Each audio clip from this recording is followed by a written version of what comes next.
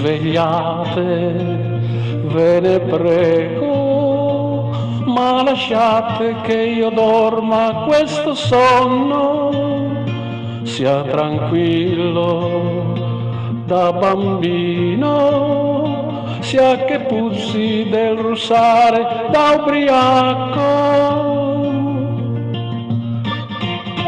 Perché volete disturbarmi, se io forse sto sognando un viaggio alato sopra un carro senza ruote, trascinato dai cavalli del maestrale, nel maestrale in volo.